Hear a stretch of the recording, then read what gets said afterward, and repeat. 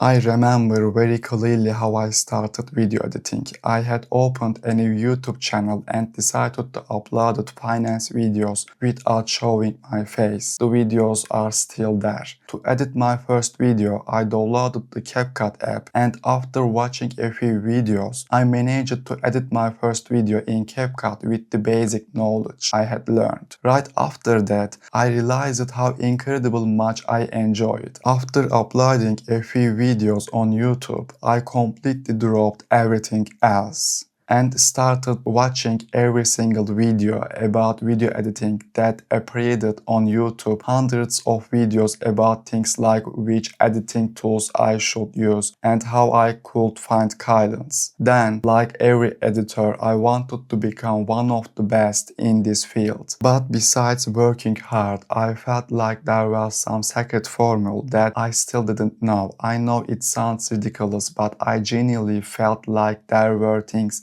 I was missing. I thought the best editors hadn't reached that level just by working extremely hard. There had to be something else they were doing. So I kept watching videos, researching and talking to other editors. But I was completely wrong. There was no other way to reach the level I wanted besides working hard.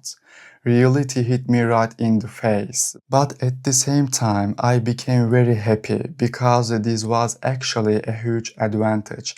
Just think about it. You want to become a great video editor and make thousands of dollars, and the only thing you need to do is work hard. There is no secret formula or hidden advantage that good editors have and you don't. All of you already have access to advantage of hard work. If you don't want to be an average video editor, you need to work for harder than you probably imagine, and you need to keep doing it consistently for a very long time, even without seeing results, even when it becomes boring. And none of you want to be average. Please be honest with yourself about that. If what I am saying sounds uncomfortable to some of you, then you need to change your mindset.